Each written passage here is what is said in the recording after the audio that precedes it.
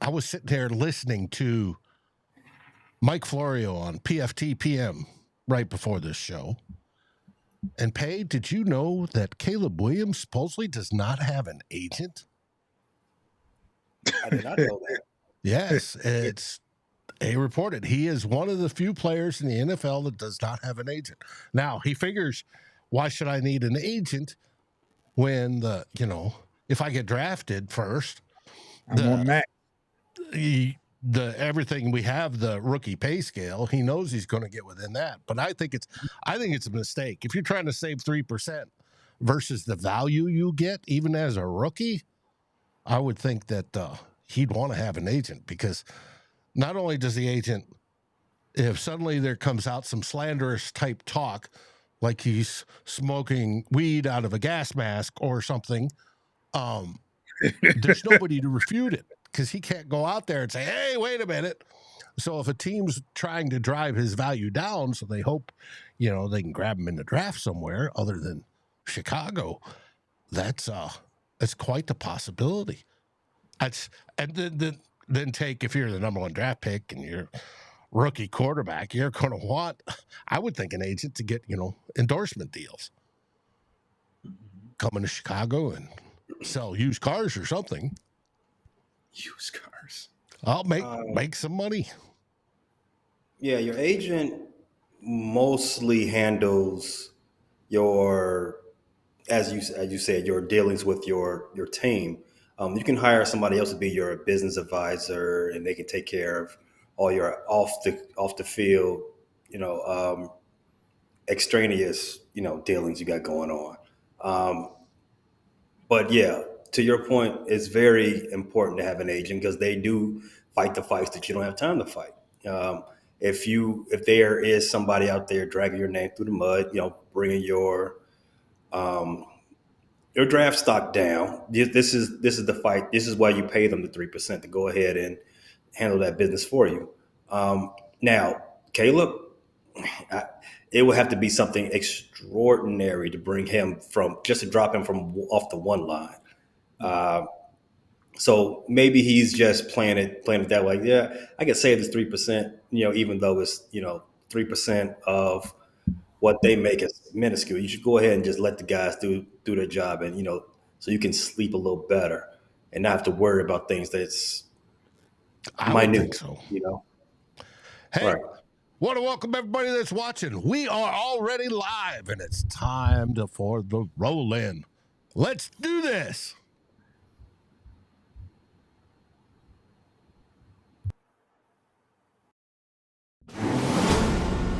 Let the battles begin.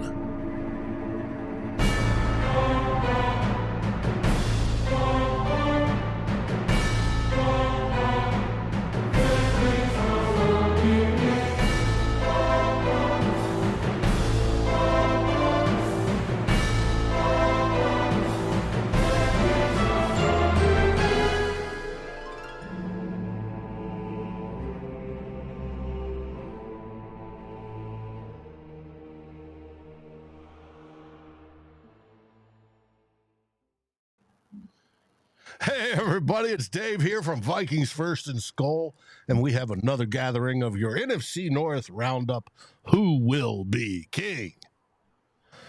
And you caught us talking about Caleb Williams and not having an agent, which is all right. That's fine. It may not demonstrate the smartest acumen of who you want in your starting quarterback, but it is what it is, and we assume that he's going to be selected by the Chicago Bears. And speaking of the Chicago Bears, we have Pay from the Bear Claw Podcast from the city of Big Shoulders, where the wind blows and they love their football. Pay, how are you doing this day, and how are your Bears doing so far? You're on mute. My mistake. Thanks for asking, Dave. I, as just like the Bears, we are doing fantastic. And this, last week of February, getting close to the beginning of the official start of the 2024 NFL season. Um, yeah, it's all's well so far. We've had a great intermediate season so far in between the end of the football season and beginning of the next football season. Everything's turning up navy and orange right now, so loving it. Hope is building. And speaking of building, we have the dynamic duo from Detroit, June and Foster of Bleachers to Speakers, the guys that absolutely love Detroit sports, and especially their Detroit Lions, and hope their Lions continue to build in the offseason and the draft to make them a perennial Super Bowl contender for the NFC. Gentlemen, how are you doing this wonderful day? June? I'm great. Hi. Just a few changes since we last talked, mainly on the defensive side as far as coaches. The most notable is the D-backs coach took another job somewhere, went to the Dolphins. That would be Brian Duker. Cornerbacks coach, Dre Bly, uh, was let go. Go figure. The the defensive Who was line the weakest coach, part of your team? someone had to, be the scapegoat. The defensive line coach, John Scott Jr. was let go. The senior offensive assistant, Jim Hotster, was let go as well. And the senior defensive assistant, John Fox. We all know John Fox, former coach. He was let go. So Interesting. Good for very him. Foster, you got anything to add to the wonderful movings and shakings in the Motor City?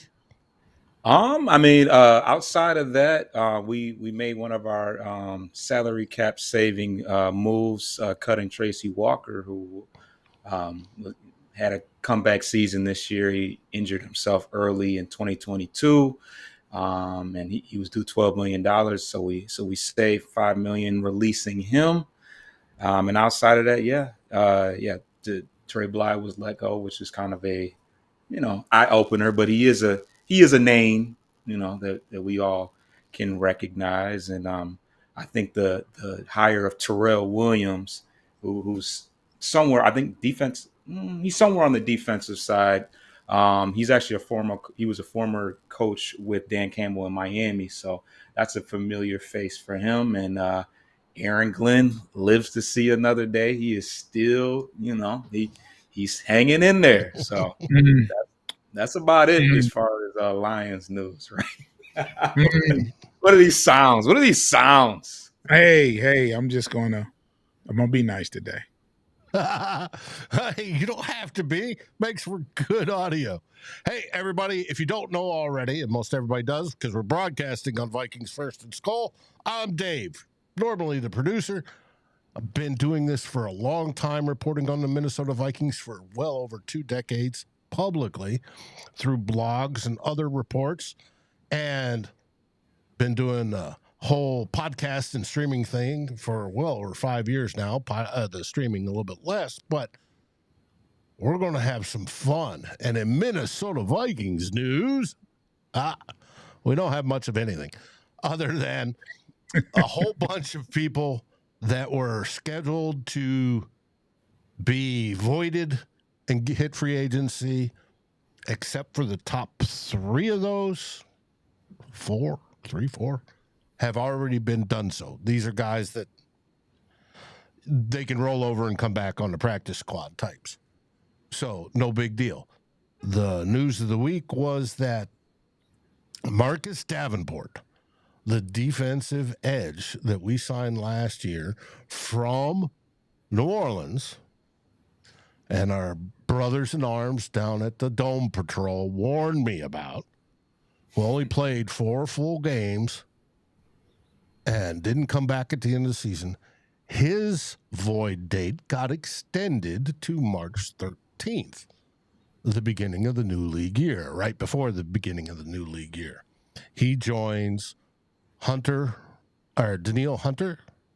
He joins Kirk Cousins on that delayed wait to give time for the team to possibly negotiate an extension on those guys. So it will be interesting to see if they actually do.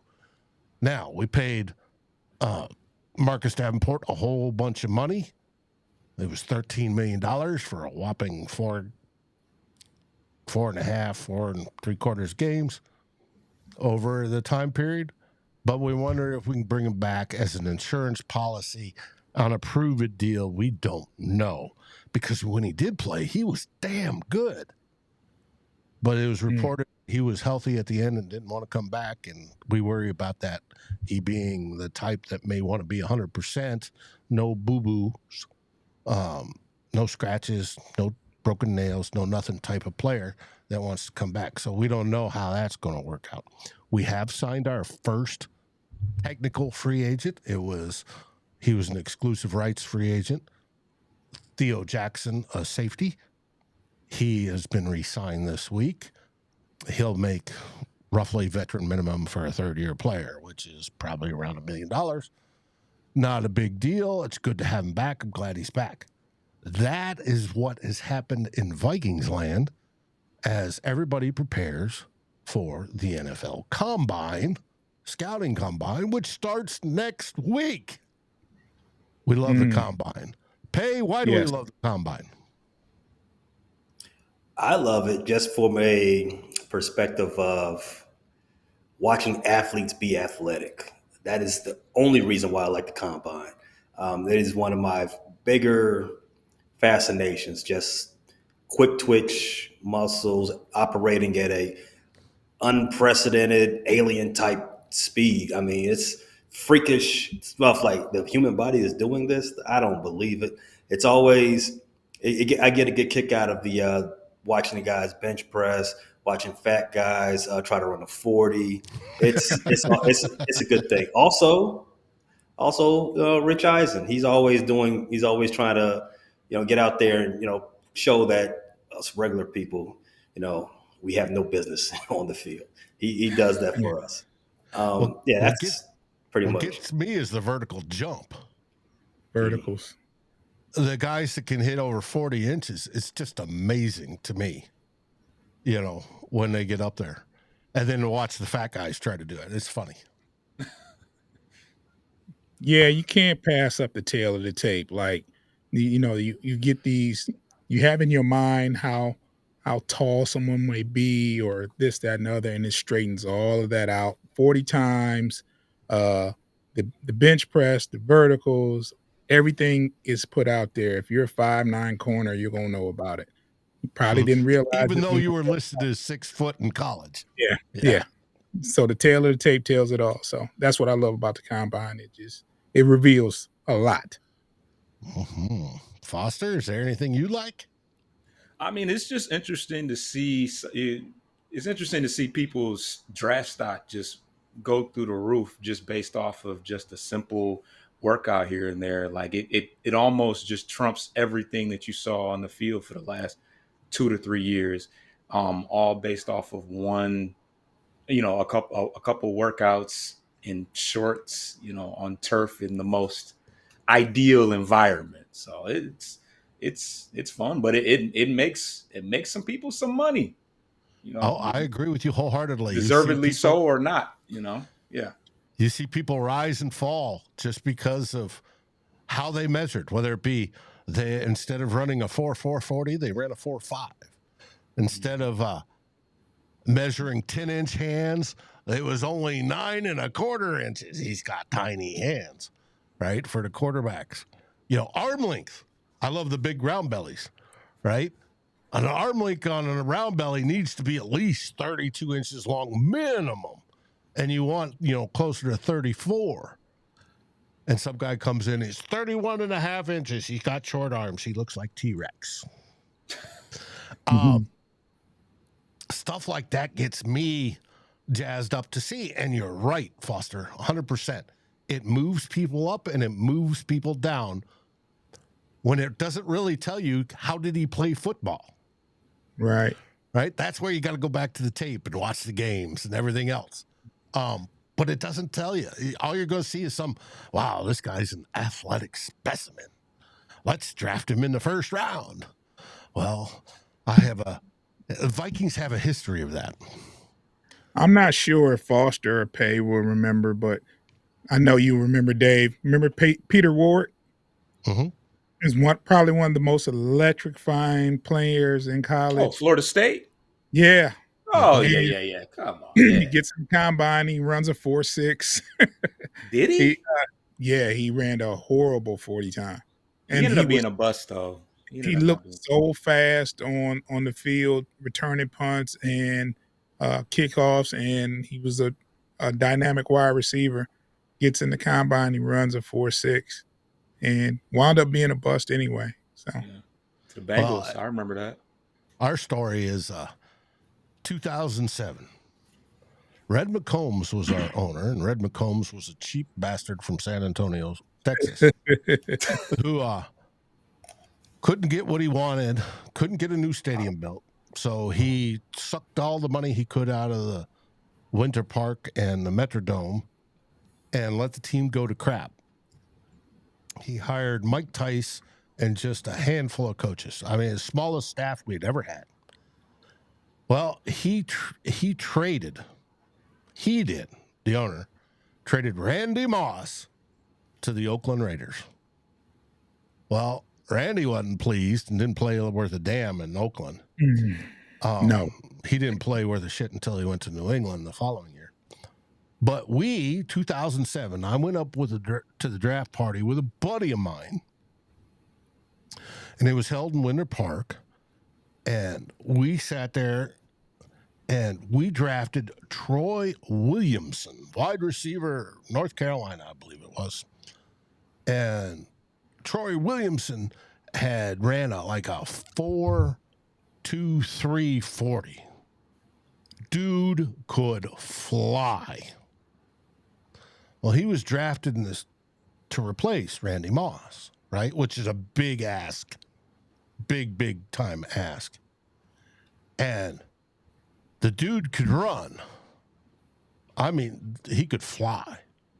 But he had one problem. What's a wide receiver supposed to do?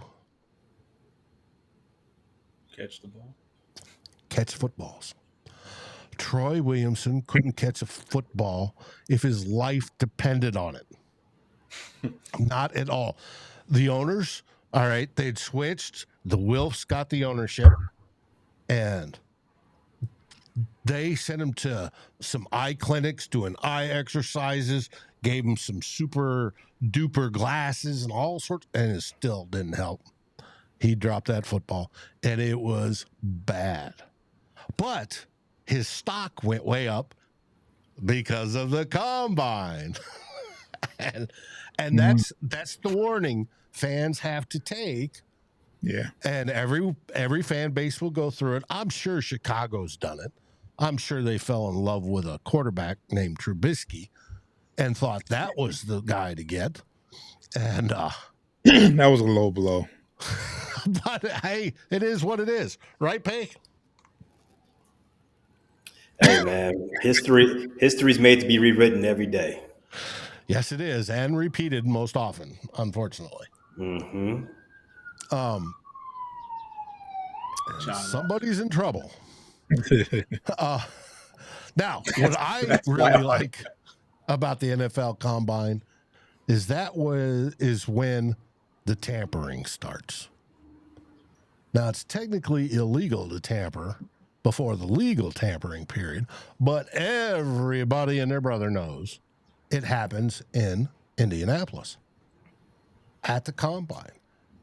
Teams and scouts are talking to players and their agents and everybody, and they're talking to other teams, and you get, whether it be at a steak restaurant after the fact and everybody's half lit and they're in the back, and then they start talking conversations of how many oranges will it take to get your, if I wanted player so-and-so, if I was trading you apples and oranges, right? So they're not talking directly. They're just alluding to it.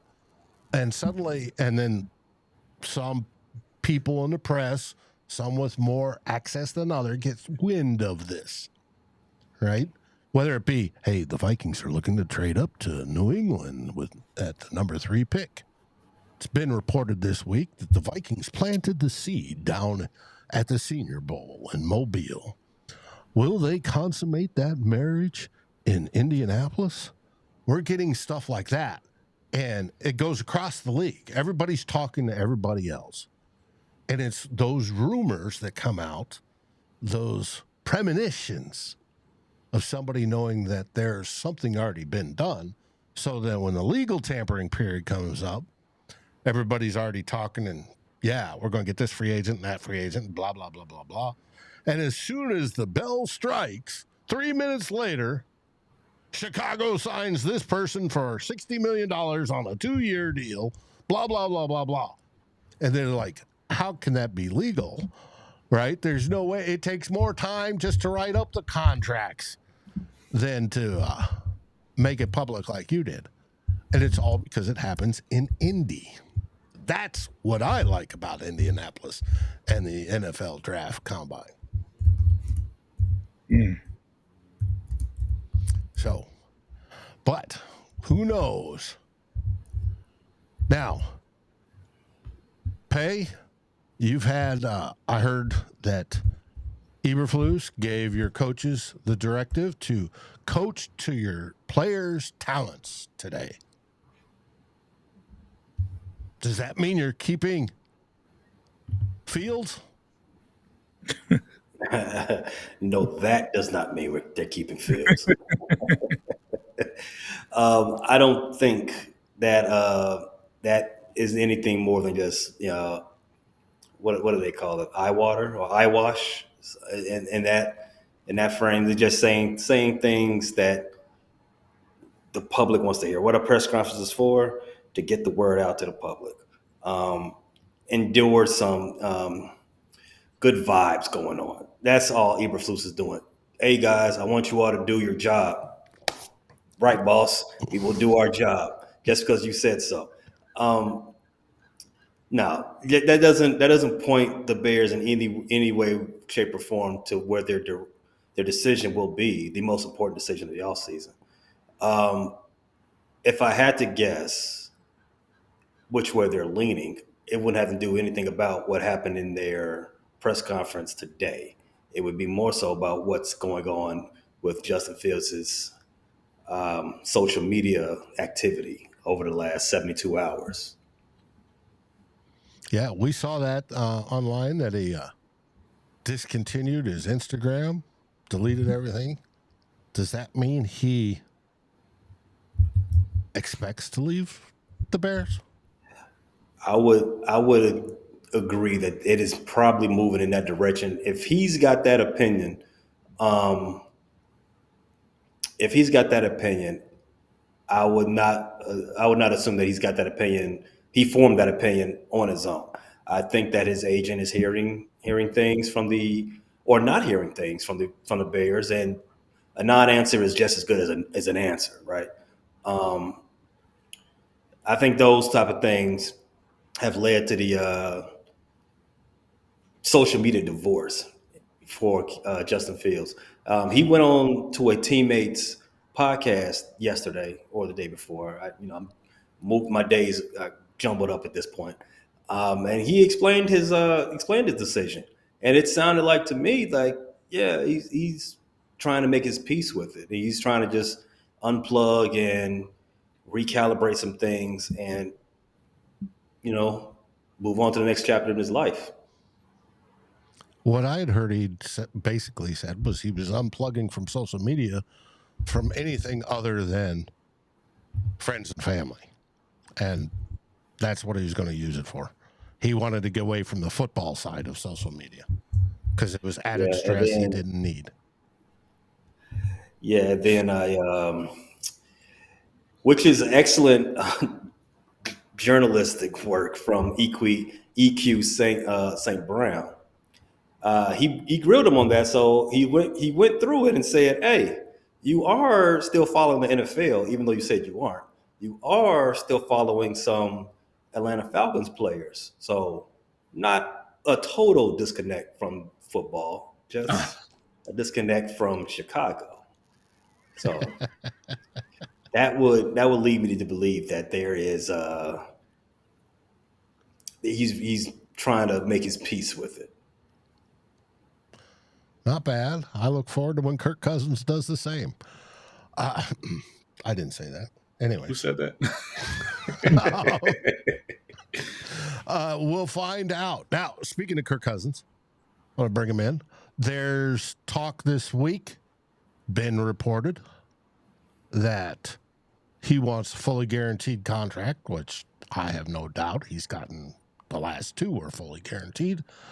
That he is looking for minimum 2 years, but would like 3-year fully guaranteed contracts. And Minnesota is saying no. So they're at an impasse. Whether they figure it out between now and March 13th is a different story. We don't know. For our fan base is split. How about half of them, maybe a little bit less, want him back desperately, and everybody else wants him to wish him good luck in wherever he goes. And hopefully he, lives up to his potential and plays just a little bit better than 500 football like he has up until now. So that's sort of interesting. I don't know if it's going to happen. Which leads into the other sticking point, which is Justin Jefferson.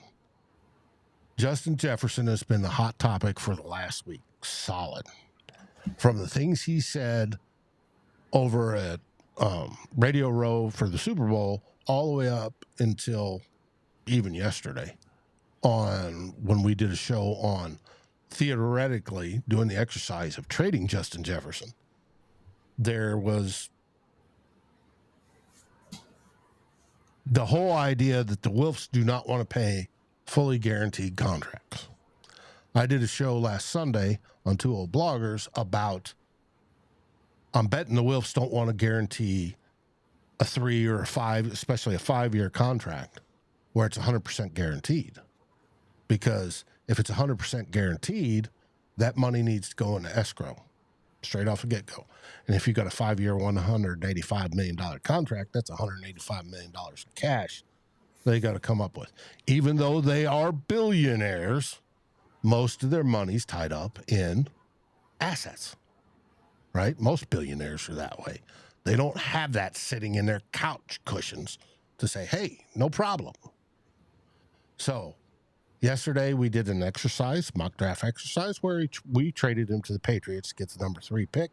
That way we got the best of the top three quarterbacks. We think there's top 4-ish if you include J.J. McCarthy. Did you say you got the best of the top 3 at number 3? At number 3. Oh, and then we have a choice of whoever's left of the best. Okay, we figure there's top 3. That's Caleb Williams, Drake May, and Jaden Daniels, right? As consensus top 3 quarterbacks coming out in the draft. J.J. McCarthy's generally moved up into that top 4, been good. Hey, he could be that high. And then you get Bo Nix and Penix, yeah, as the other 2 in the top 6. And then Spencer Rattler's working his way up. And as Foster said, these guys could really move themselves up in the NFL scouting combine next week. Throw beautiful passes to wide receivers they've never met, measure with big hands, run a 40 faster than people expect them to, measure, hey, he's not 6'1", he's actually 6'2", right? Things like that can move their stock up. So Anthony Richardson. Yeah. I was going to say that. That's exactly what I was. Exactly. And so that's what makes next week so fun.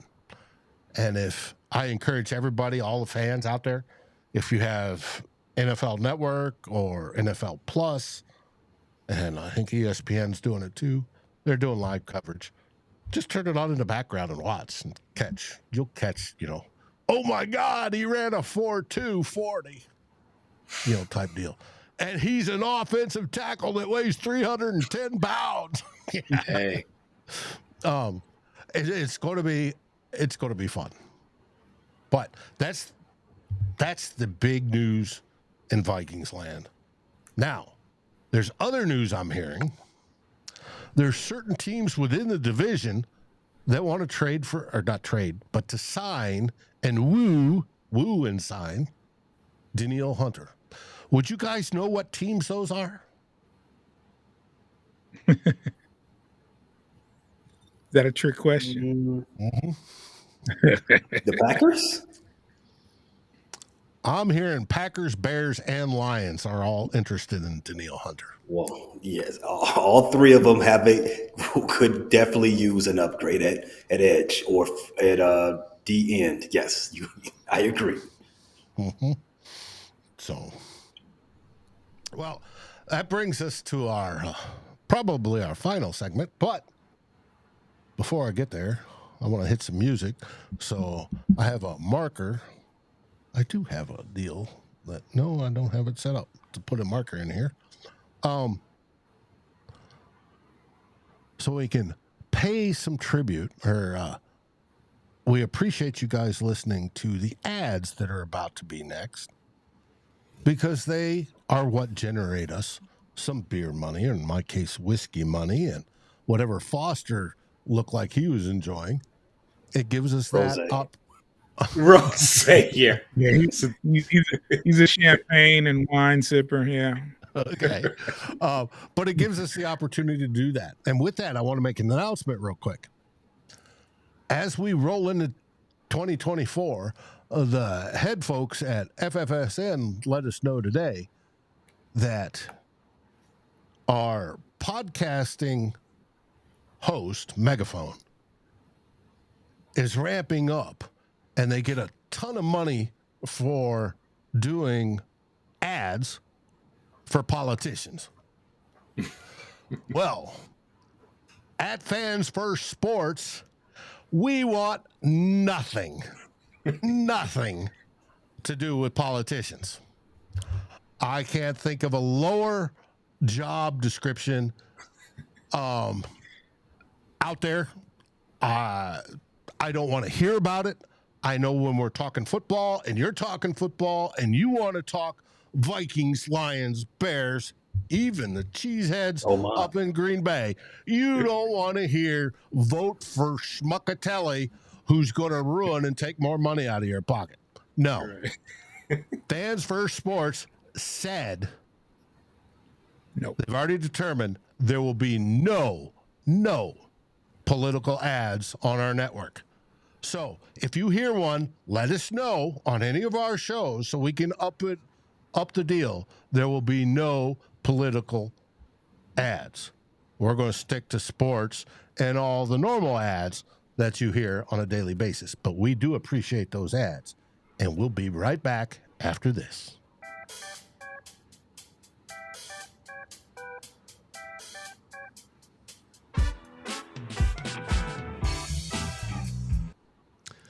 And we're back.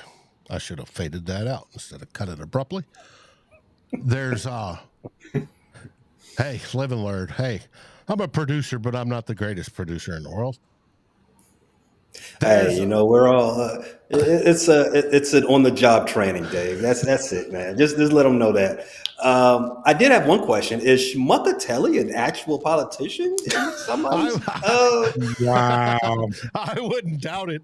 I'm sure you can find him somewhere, probably in Wisconsin. That makes sense. That tracks. I have no idea. Well, all right. We've talked about the news of what's happening with each other's teams. And when I looked at Green Bay's, not to leave them out, I'm not seeing anything spectacular happening up there anyways. And of course, here come the popo. There's we brought up Green Bay. They said no. I got that. So We've talked about what's happening with the teams. We talked about the NFL scouting combine, which starts next week. But what we haven't talked about is the draft. Everybody, every fan base I know across the league, doesn't matter if you're in the NFC North, which we of course think is the best division out there, or you're in the AFC West, the AFC Central. I mean, you can find all the AFC Central stuff you want on Fans First Sports Network. They're dominated by the Steel Curtain Network. NFC South with the Dome Patrol, and there's all teams are representative, but the Dome Patrol I've talked to and personally like, even though I don't like the team, they're all there, and all the fans are talking about one thing, the draft. And they're mocking the draft. So, who seems to be the most mocked player in your draft position as of now? Whether it be, what is it, June? You guys are sitting at what? 20? 29. 29. 29. Okay. At 29, who is the consensus draft pick for you all, for Detroit? There's been so many. It's I've seen several places. I forgot the I'm very horrible at name. It was a defensive end from Washington. Mm-hmm. That name keeps popping up. For a while it was Quinion Mitchell, but he's seemed to move up the draft boards without even a combine. So go figure with that. So just hearing a bunch of it hasn't been anybody that consistent lately. Like I've Yeah. done mock drafts with the simulation so many times, and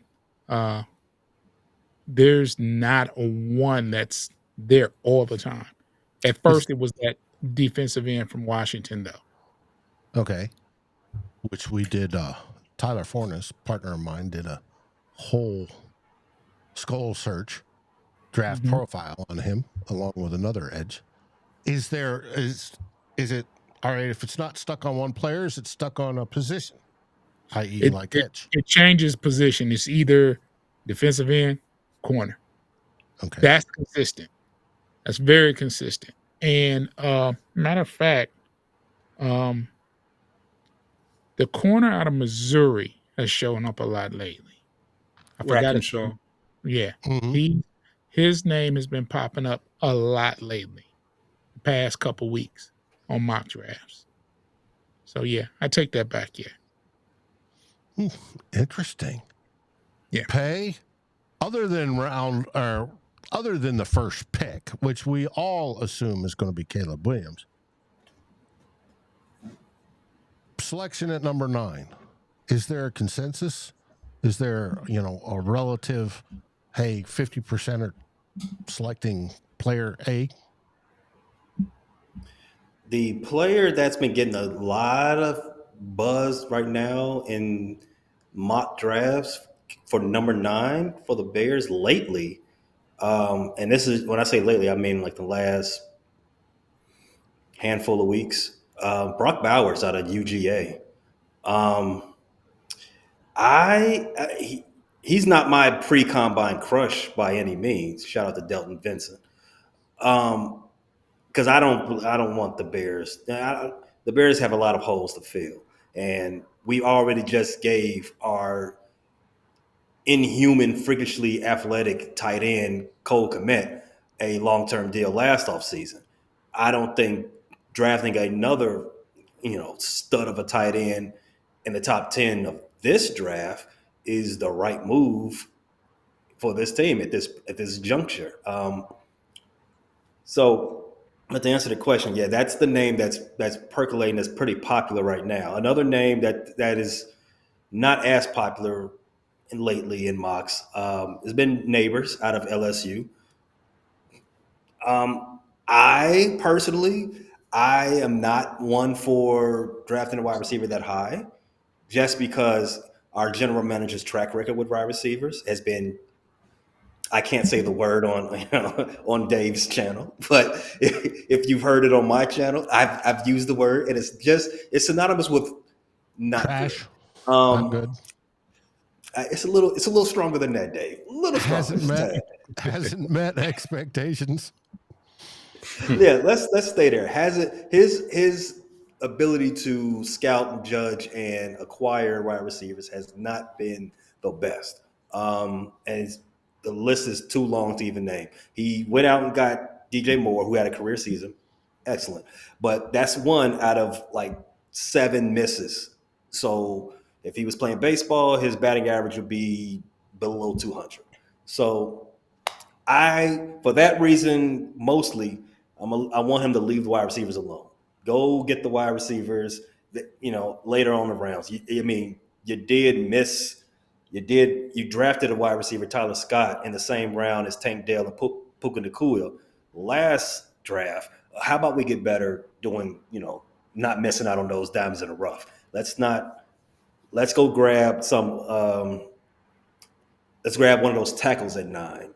Let's not let one of those guys get away from us. That would be my dream. Mm-hmm. Yeah, if you got the big round bellies on the edges, both tackles, left and right, that sets you up for future success. And that's one thing I'm happy about with the Vikings that we do. God, that would make you guys tougher. So interesting. I did want to elaborate a little bit on as far as the Lions mock draft. It's obviously tricky for us because we're at the whim of kind of everybody else in the first round.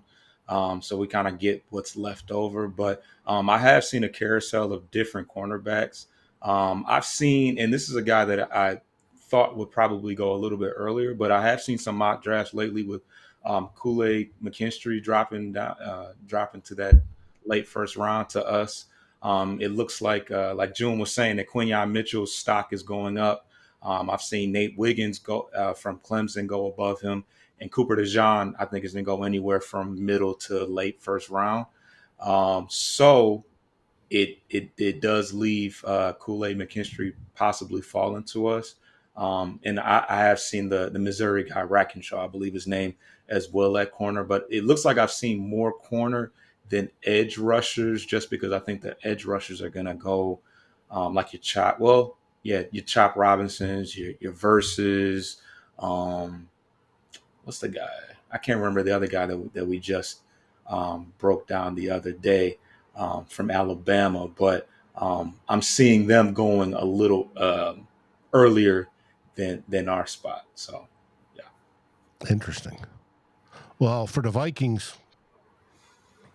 at Dallas Turner at number 11, and I hope this changes, but at number 11, the consensus pick is more of a position, and it's edge, because we don't know what's happening with Danielle Hunter. Hopefully we bring him back, but still, we need somebody opposite him, because all we have right now is an undrafted rookie and a late round draft pick that's on as edge rushers. That's it. 2.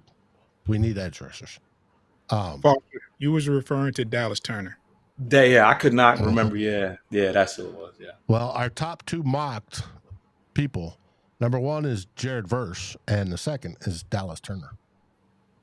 Third one is Latu. We did a profile on him. Yeah, and of course, he looks He's very, ready. very promising as long as his medicals check out. Yeah. He's NFL ready.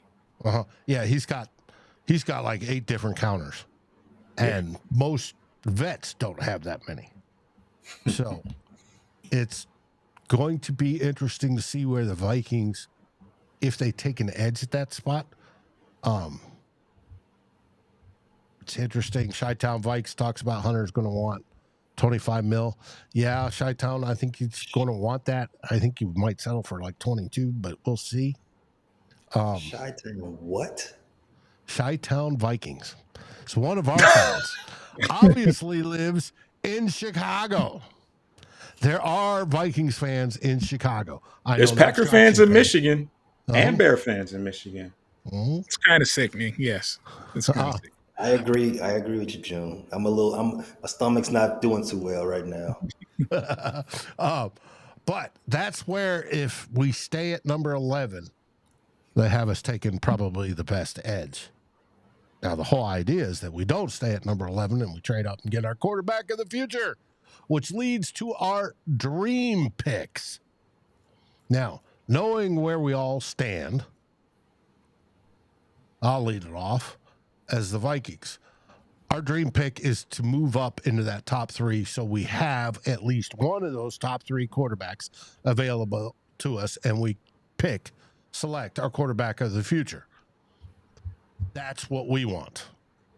Whether it be Drake May or Jaden Daniels, because we think Caleb Evans is going to Chicago, where most likely he'll be ruined like every other quarterback that went to Chicago.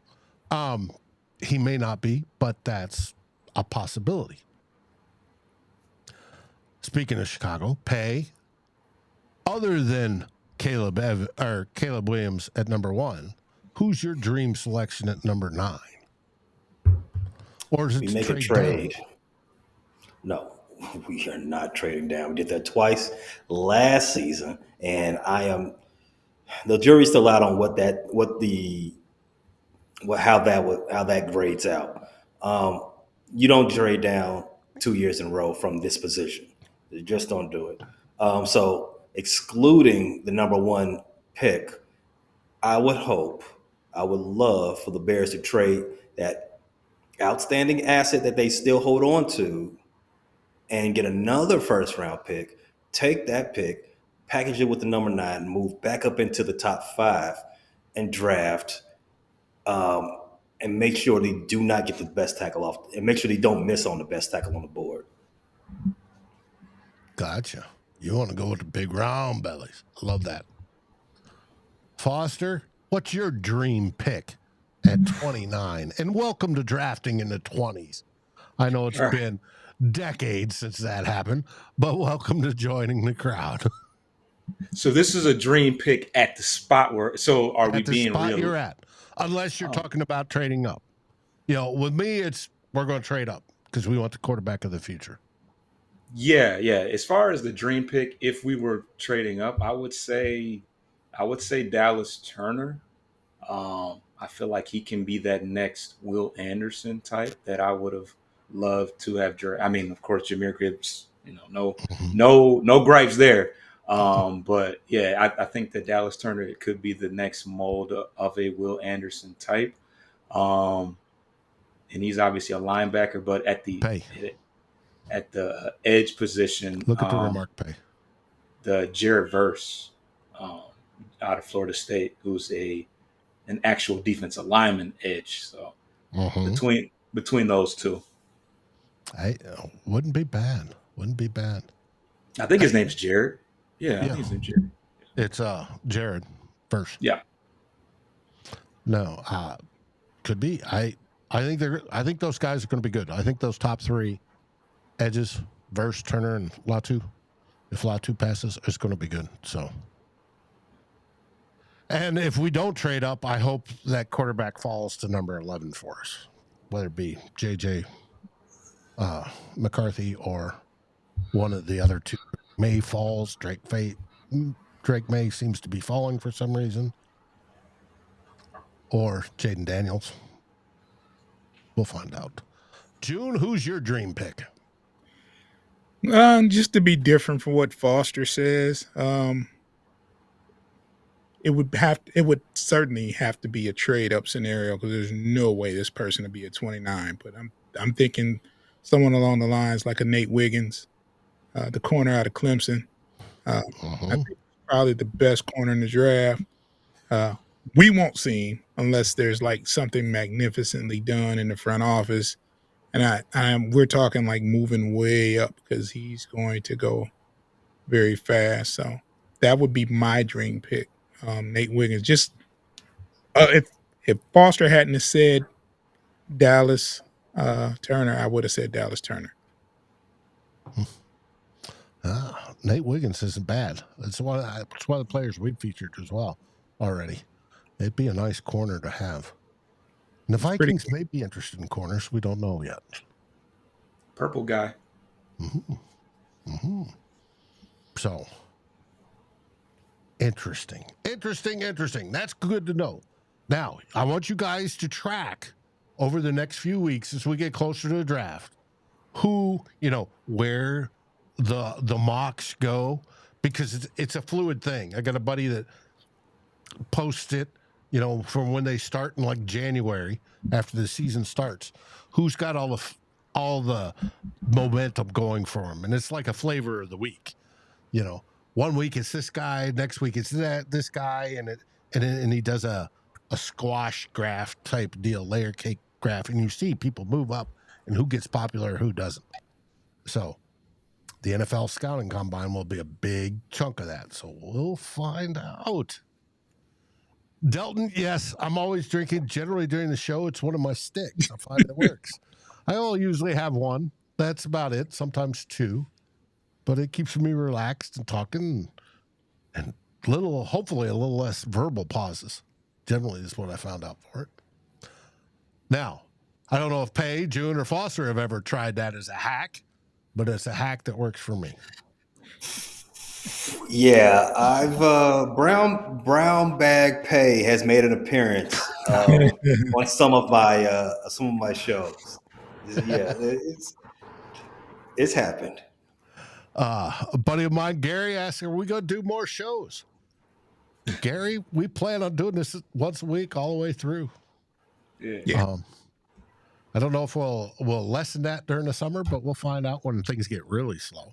But we need a Green Bay affiliate. We need a Green Bay affiliate. We need somebody in the middle we can pick on, is what we need.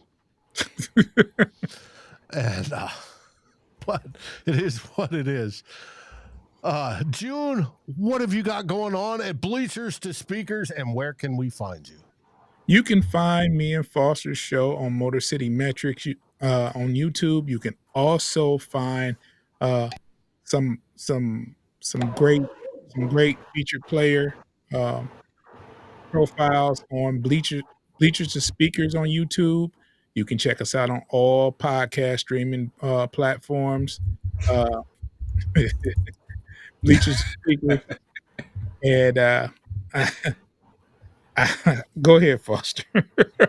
Yeah, we're doing we're deep into our draft type stuff, and we'll be doing some free agency stuff as well. But yeah, we're breaking down a couple players per week at this point, so we're ramping up, and it'll get even more interesting next week when the combine is here, because that'll give us a whole new perspective on these guys, because we're kind of working off of maybe some dated times and measurable. So the combine will definitely give us the most up to date stuff. Pay, what have you got going on at the Bear Claw podcast? So we just published actually, no, it hasn't published yet. It should publish within an hour or so of our offensive off-season grades from 2023 and our franchise tag primer. Who on the Bears would likely get the tag? Who do we want to not get the tag from other teams? Our wish list, if you will. And we have a little deep dive on the Justin Fields social media gate. Let's call it Instagram gate of 2024. It's a pretty long show for us. We usually keep our shows in the 45-minute range, but this one's going to be a little over an hour, so it's a good listen. Check it out. And we've also got another installment of our series that we're doing all off season, Caleb versus Justin. That should be coming out early next week. All good listens. Hashtag DBC, the Bear Claw Pod. Everywhere you get your pods. YouTube Music, because Google Music is going away. Amazon Music, Apple Podcasts, Spotify, YouTube at The Frustrated Chicago. Check us out. Interesting. Well, over on my side, we have Drake May coming up tomorrow on a Skull Search. It'll be later tomorrow afternoon. And we're going to be talking about Tyler, my partner's favorite quarterback in the draft, even above Caleb Williams, Drake May. He on his grade scored a little bit, just a tad bit more than Caleb did, and he would love to see him. I think I'm comping the Chargers quarterback to him, but we'll see. We'll find out. And it'll be tomorrow late afternoon. Everybody that's on my crew, continue to watch. You'll get the notification. We'll come on. And then we have Two Old Bloggers, which is me and Darren, on Sunday. And we break down the big stuff like we did with the escrow money and Justin Jefferson. So if you want to get in depth on that and why it may be a sticking point, watch Two Old Bloggers on Vikings First and Skull. And of course, you can catch it all on our podcast feed, anywhere you get podcasts, and over on the written side, a Fans First Sports Network. We're all there. Gentlemen, what do we say? June, have you got that lion sounding any better? No. Somebody else is using that too. On another lion show up here. Yep, I've heard it. Yeah. Pay, what do they say in Chicago? We say bear down. And we say in Minnesota, Skull Vikings. Like, subscribe, and rate us on your favorite podcast aggregator. Thank you for listening to this NFC North group effort on the Fans First Sports Network. This has been a The Bear Claw Podcast. Bleachers to Speakers. Vikings First and Skull. And of course, the Fans First Sports Network production. Thank you for listening.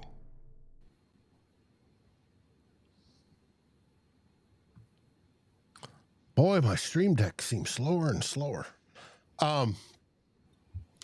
Thank you, gentlemen. It was a good show. I will turn this around almost immediately. All right. Fast as I can. All right. Appreciate it, guys. Good show.